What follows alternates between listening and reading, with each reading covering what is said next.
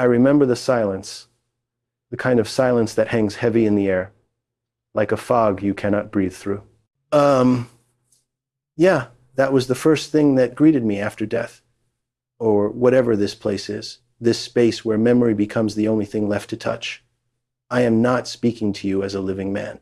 I am speaking as what remains of a man who spent his entire life building a world of illusions, believing that power could erase consequence. This is not an apology. It is not redemption. It is simply the truth that led to my death, spoken the only way truth can be spoken once everything else is gone. I did not become a monster overnight. No one does. Monsters are built quietly, slowly, in shadows, in the small decisions that feel harmless at first, the lies that seem trivial, the moments where morality bends just slightly and you tell yourself it will snap back later, but it never does. It bends further each time until one day you do not even recognize where the bending began. That was my life. A series of small bends that eventually became a break so catastrophic it swallowed everything. People talk about me like I was born dangerous, like I appeared fully formed with a penthouse in Manhattan and a private jet waiting on the runway. But I was not born into wealth. I grew up in Seagate, a gated community that sounded far wealthier than it was. My parents worked small jobs, my father in parks, my mother as a school aide. We were not poor, but we were light years away from the world I later built. I learned young that intelligence could open doors, money could not. I was good at math, very good. But I discovered something else even more powerful. I discovered that reading people was my real talent. I could sense insecurities, I could sense desires, I could sense weaknesses, and I learned that confidence could transform any lie into something that felt like truth. Yeah, I leaned on that talent harder than anything else. It took me places I should never have reached.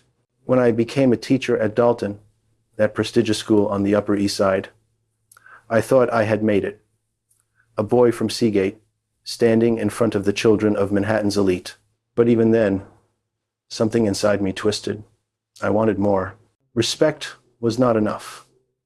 Influence was not enough. Attention was not enough. I started dressing the part of a man I wished I already was. Polyester shirts with loud patterns, a ridiculous fur coat. I strutted down hallways like someone playing a character in a movie he barely understood. Some found it charming, others found it strange. But no one knew it was the beginning of a persona that would later swallow my real identity whole. I left Dalton and slipped, almost seamlessly, into the world of finance. Wall Street in the 1,970 seconds was a perfect playground for someone like me. Fast money, fast deals, faster lies. People think that world rewards brilliance. It doesn't. It rewards audacity. It rewards those who believe rules are inconveniences created for other people.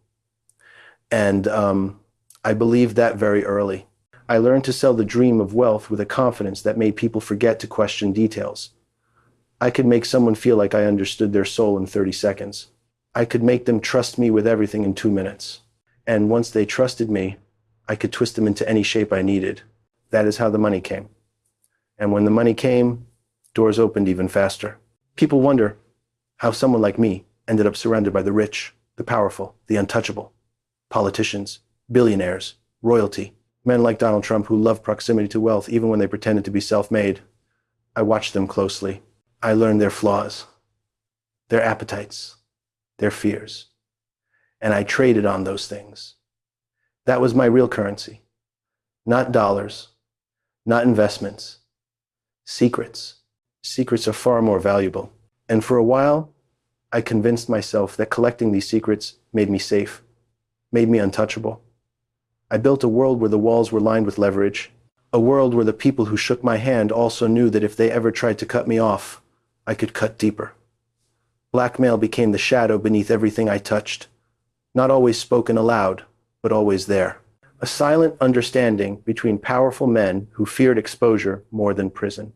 But with every secret I collected, the darkness grew, and with every victim I harmed, that darkness thickened.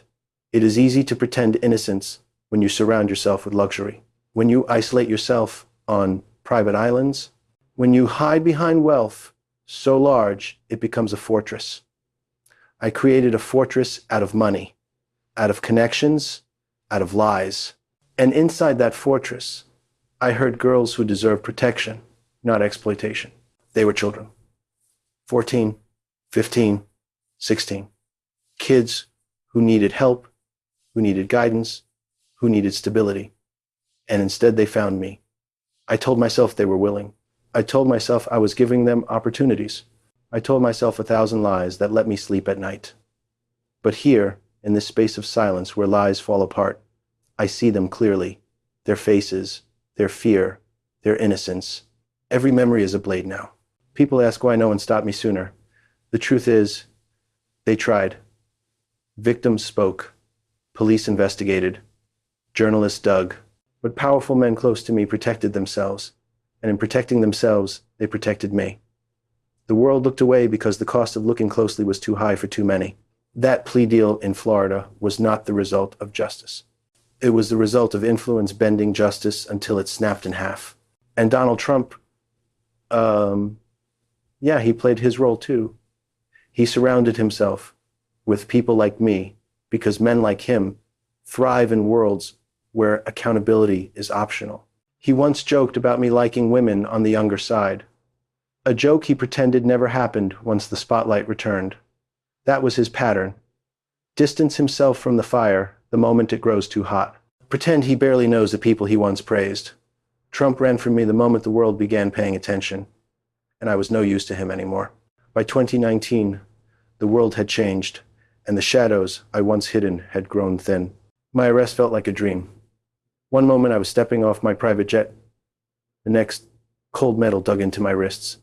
The FBI moved like they'd been waiting for this moment for years. And maybe they had. The crimes I committed stretched back decades, and the victims, now adults, were ready to speak again. This time, louder. This time, without fear. The MCC in Manhattan was hell. Not metaphorical hell. Real hell. A place where walls sweat, where air rots, where noise never stops. I was placed in the special housing unit, a cage within a cage, built for isolation and punishment. My cellmate, a former police officer accused of murders, stared at me with eyes that made the walls feel tighter. The guards despised me.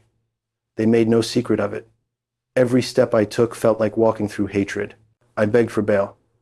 Not outwardly, not pathetically, but internally, desperately.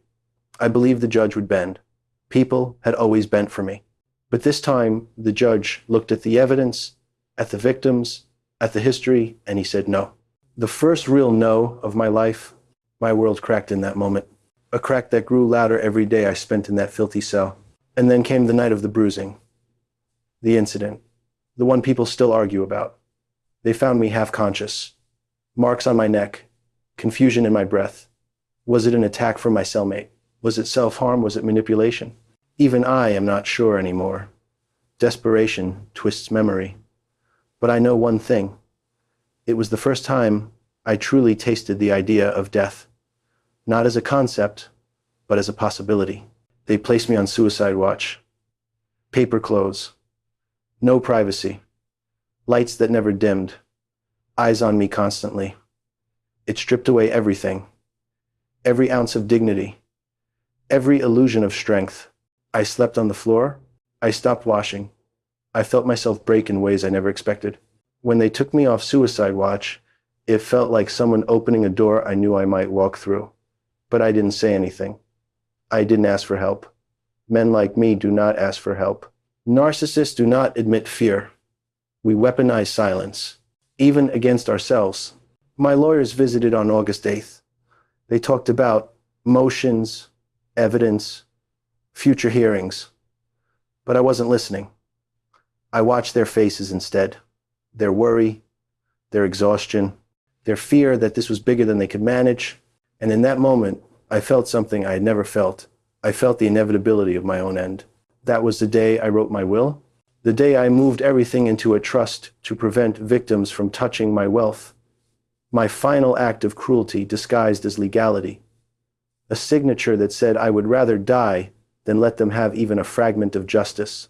2 days later, The guards slept, cameras failed, checks stopped, and I was alone. Completely, silence wrapped around me again. The same silence that followed me after death. The same silence that grew louder than any voice I ever heard in life. I tied the sheet, I knelt, and in that moment, all the illusions fell away. There was no wealth, no power, no influence, no Trump, no Clinton, no princes, no billionaires, no leverage, no secrets, only the truth. The truth I had spent decades burying under money and manipulation. I felt the weight of my choices, the weight of the girls I harmed, the weight of every time I convinced myself I mattered more than human life.